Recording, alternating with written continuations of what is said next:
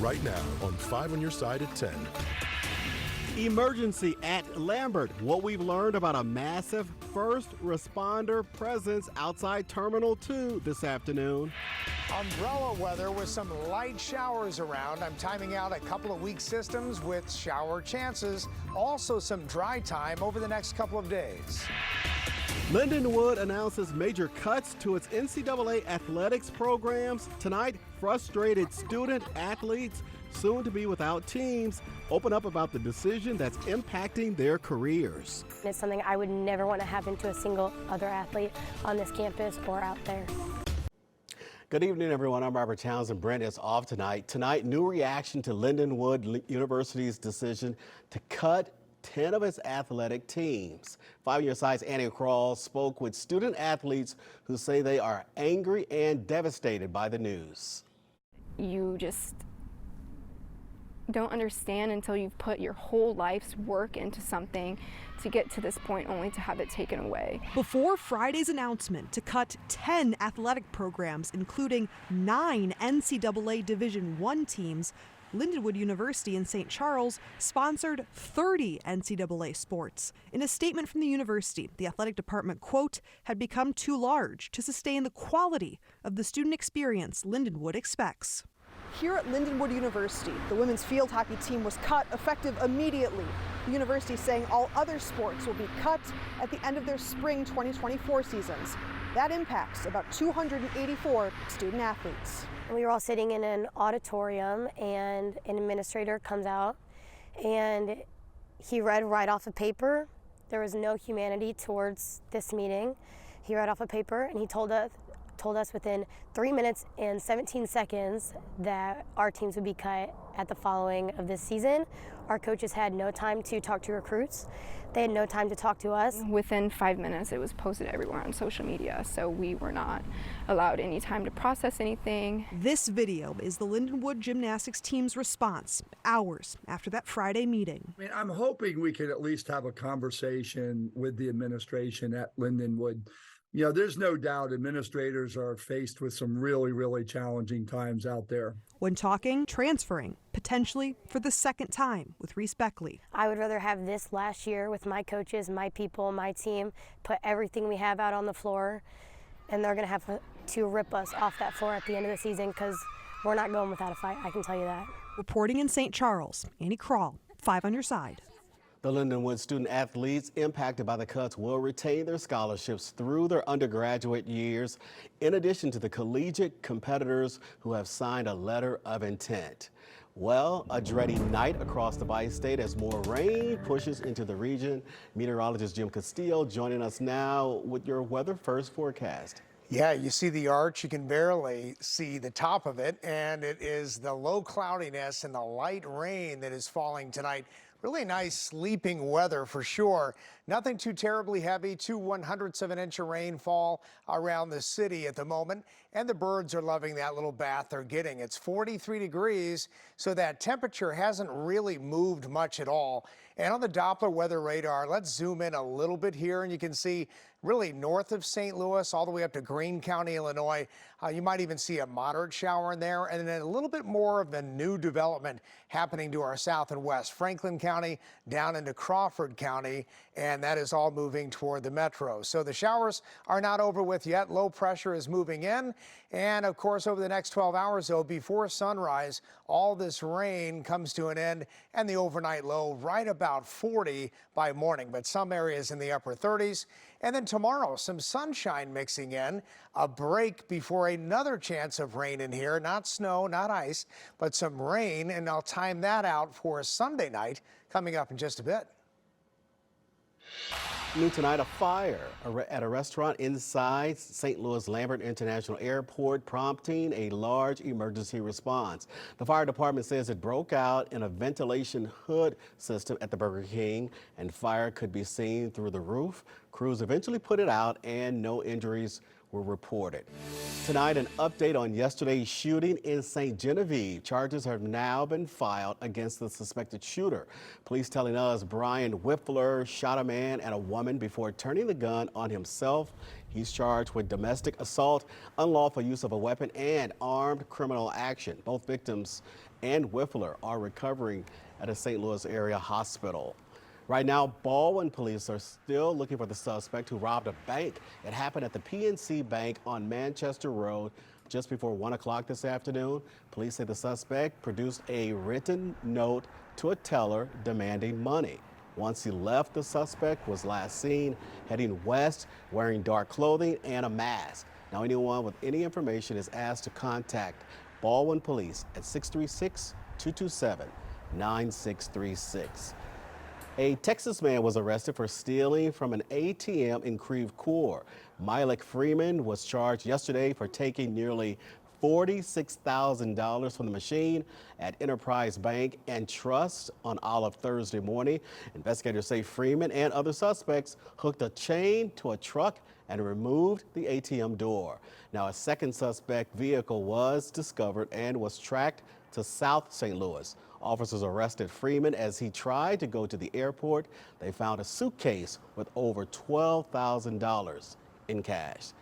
Tonight, a former St. Louis County Council member was honored by her hometown. This afternoon, University City officials held a ribbon cutting for the Hazel Irby Trail at Fogarty Park. She was the first black woman elected to the county council in 2004 and also served as the council chair until she resigned in 2019. Irby passed away in 2021 at 75 years old. Right now, a new respiratory illness affecting dogs is spreading across the country. Health officials say sick dogs could contact pneumonia, which can lead to death. While no official cases have been reported in St. Louis, we have reported on cases out of Illinois. Animal experts say they have limited research, but at least know what the sickness can do. If your pet is coughing, if it has a fever, if it's not eating, those are things that you definitely want to go in and see your vet. The worry is if this develops into pneumonia. Veterinarians suggest you get your pets vaccinated to protect them from getting sick. Now, if your dog does have symptoms, call your vet. Tonight, Israel is now focusing its offensive on southern Gaza, despite the U.S. urging the nation to do more to protect civilians. The health ministry in Gaza says more than 200 Palestinians have been killed since fighting resumed yesterday, following a week-long truce between Israel and Hamas. Today, Israeli Prime Minister Benjamin Netanyahu doubled down on his support for the war. We are in the midst of a fierce war, but it is an extremely just war. We are fighting for our home. We are all united behind how this war is a just one, and we all provide full backing to our troops. The prospect of further ceasefires appears bleak as negotiations between Israel and Hamas have effectively ended. For the latest updates on the war and those affected, just text Israel to 314-425-5355. Celebrating all things St. Louis, the event that brought out local sports teams, food, and vendors to downtown. Avoiding scams this holiday season, how scammers are using emails and text messages to steal your money. A few showers around tonight and our timeout when you'll see another chance of some showers. Also a few days in the 60s in the 10-day forecast. Well, today, Winterfest celebrated all things St. Louis. The winter staple, located at Keener Plaza, hosted One Nation Day this afternoon. It brings together St. Louis cultures, sports teams, and local retailers to celebrate the best of St. Louis. The Blues, Cardinals, and City SC were all represented this afternoon. Several local vendors were also on hand for a special winter market. Winterfest continues until December 31st with a big New Year's Eve festival. Tonight, the city of Collinsville is out in in the holiday spirit. The annual Christmas at Collins House and Light Up Parade took place a few hours ago. Now, festivities included a window display contest and a visit from Santa and Mrs. Claus. And does this sound familiar? Celebration, I hear sleigh bells ring.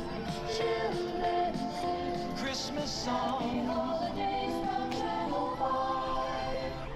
The 5+ Live bus was among the many parade participants. They got in the parade right before the rain fell. All right, nice to see Miss Santa and Mrs. Claus today. So we've had a little bit of rain across the area. It's been light, no snow, no ice, but will that change in the coming days? We'll talk about it coming up.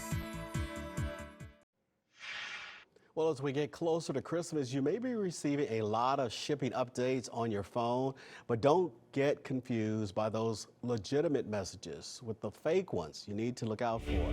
Megan Bragg is here with our Verify. This is actually one of the text messages I received. It claims to be from USPS, and let's get a closer look at it. It says a package arrived at the warehouse but could not be delivered. It then asked me to click on the link and fill out the rest of my address. Yeah, thanks, but no thanks. And there's a few reasons why I could tell that this was a scam. To get help with the facts here, we have Tom Bartholomew, president of the Better Business Bureau and the United States Postal Inspection Service. Okay, so first, the United States Postal Service tells us USPS will not send customers text messages or emails without a customer first requesting the service with a tracking number, and it will not contain a link. Bartholomew adds, with the holiday season in full swing, scammers are trying to take advantage, and if you click on the link, that's where they will try to get more information.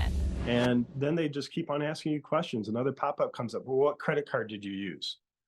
And unfortunately, people are still answering these questions. Here's a way you can spot that this is a scam. If you take a look at where it came from, it's not a number, but a random Hotmail address. Instead of trusting the random text, go to the source itself. If you think it might be real, go directly to the site that you bought it from, check the order that way. So Bartholomew says these scams are becoming more common, especially with people buying gifts online and taking advantage of those Black Friday and Cyber Monday deals. So before you fall for this, take a breath, look at who or where it's coming from, and navigate to the site where you bought the gift to clarify the status of your package. With your Verify Fact Check, I'm Megan Bragg. What would you like for us to verify? Reach out to us on Facebook, Twitter, or email verify@ksdk.com. Today, little wishes were granted for St. Louis area foster children. This morning, donors came out to Circle of Knowledge Educational Toy Store in Sunset Hills to buy gifts for little wishes. They selected a child's wish list and paid for the gifts that will be shipped to that child. It's a good life lesson for them to come down here and help others, and the boys were very interested in doing that. They gotta have fun. Oh, yeah. I love seeing kids having fun, so if it brings a smile to their face and they having fun, then we all happy too. I think after 4 years of not having the in-person shopping day, I think it's been a really good turnout. 5 Year Side and Show Me St. Louis on-air staff members were on hand as part of KSDK's partnership with the Foster and Adoptive Care Coalition. If you missed today's in-store shopping event, it's not too late to help. We still have about 2,500 wishes to fill. Donations can be made online at ksdk.com/littlewishes. Looks like that was a lot of fun, and they definitely beat the rain. Meteorologist Jim Castillo joining us now with the weather first forecast. Hey, Jim. Yeah, we always get the little wishes, and we always do that here and buy gifts for the kids, too. It is a very rainy night, but, you know, not as heavy a rain as what we had during the last system when we had a ½ inch to a little bit over an inch of rain in spots. We'll take what we can get because we're still in a drought, but here it is. A look down Market Street. It is still wet and some light rain falling. About 3/100ths now at Lambert, and that high today, 44. We're still in the low 40s. It's been stable and steady throughout the entire day, and 41 for the overnight low so far. And it looks like that low tonight, probably about 40 by morning. So a satellite radar shot still showing some new development right here to the southwest of the metro. That is approaching the area. So let's go to a little bit of snow too. It's not too far away. Had a little bit of a dusting on grassy surfaces around the Kirksville area. You can see it there, and pushing up into Burlington and Iowa. For us, though, don't worry about that. There might be some snow above our heads, but it is all rain, and it's a cold rain and generally light anywhere from St. Louis south and westward. So we still have to get through that batch of rain, that new development that's happening to our south and west, and still a little bit of shower activity in North St. Louis County. But from Washington, Missouri, all the way down into Steelville and Potosi, getting in on some of that shower activity. So the rain eventually goes away as we get into the morning hours. In fact, 5 a.m. it really shuts off. So we dip to about 40 at 7 a.m. and then we start to see a little bit of sunshine late morning into the afternoon. So tomorrow, much more in the way of sunshine and a little bit warmer. But watch, we have a couple disturbances moving in our direction. After that sunshine tomorrow afternoon and low 50s, we'll see a chance of rain in here late tomorrow night, probably after midnight, and then here's 5 a.m. on Monday. So maybe through the morning commute in some cases, but it gets out of here by about 9 a.m. And then still another disturbance moving our way late Monday night into Tuesday.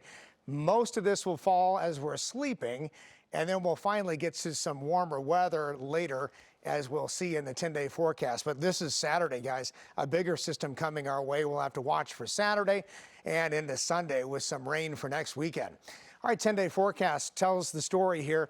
Temperatures are all over the place from the low 50s tomorrow with some clearing to about 50 on Monday and Tuesday and upper 40s even on Wednesday, but some 60s for Thursday, Friday, and near 60 Saturday. But again, next weekend, it looks a little bit wet. Hey, we'll take those 60s for sure. Yeah. All right, Jim, thanks. Corey's here now with a look at what's ahead in sports. A very busy day in the sports world, and I hate to be the bearer of bad news, everybody, but it was not a particularly happy day for our local St. Louis teams. We're going to talk about it all coming up next. The Sports Desk is sponsored by Jim Butler Chevrolet, the Midwest's #1 Chevy dealer 10 years running. If you think the Blues have played the Arizona Coyotes a lot this year, guess what? You're right. Tonight, the two teams met in the desert for the fourth and thankfully final time this season. And with a win, the Blues would claim this season's series. A tightly packed Mullet Arena in Tempe, the site for this one. Lots of blue in the crowd. That blue did not like this. 40 seconds into the game, Michael Carcone lights the lamp. The Yotes go up 1-0. 2-0 now in just 40 seconds left in the first, and the Coyotes strike to bookend the period. Matthias McKelly snipes one home to make it 3-0. Right now, Arizona still leads 3-1 in the third. It is the final day of high school football until fall of 2024. So let's head down I-70 to Columbia and see if any of our local teams could bring back some state championship hardware. CBC, Coach Scott Pingle and star receiver Jeremiah McClellan looking to pull off the Class 6 three-peat. They face a tough Liberty North team in Como. Fast start for the Cadets. Cole McKee puts it up. Dorian DuBose makes a great catch, finishes it off for a touchdown. 7-0 CBC. Liberty North roared back. This is a pick six in the third that made it 21-7 Liberty North. This game was actually ended with about 3 minutes left after some bad blood boiled over onto the field. I've never seen that before, ever. Liberty North wins 38-7 and ruins the Cadets' three-peat dreams. Valley Catholic trying to add another state title to their storied football history. They faced Lamar for the Class 2 championship. It's a pretty good combo. Grant Fowler to Ryan Fowler. Yes, they're brothers. It floats in there perfectly. Touchdown Valley Catholic. The Warriors were up by 21 at one point, but Lamar roared back and forced overtime. They scored an OT. Valley Catholic didn't, and Lamar comes all the way back to win the Class 2 title 35-28. Hillsboro taking on Kearney in the Class 3 championship. The Brown brothers are something else for the Hawks. Here goes Peyton, 55 yards to the house. Hillsboro down 13-7. Hawks trying to hang on late. It's the other Brown, Preston. He hits Dalton Ross on a pretty pass in the back of the end zone. But Kearney was just too good today. They get a little bit trickery here late, and they go on to beat Hillsboro 68-28. It was also a busy day on the college hardwood and pitch. We had a ton of teams in action in a wide variety of sports, including a pair of teams making deep runs in the playoffs. UMSL volleyball hosting the NCAA D2 tournament. Tritons faced Ferris State in the third round tonight. Some big blasts from UMSL in this match. Delaney Hum sends one home right there. Lexi Rang, she had 23 kills tonight. This one gave the Tritons the win in the first game, and they just kept rolling. Here's another stinger from Hum. UMSL beats Ferris State 3-1 to reach the Elite Eight. Congrats to the Tritons.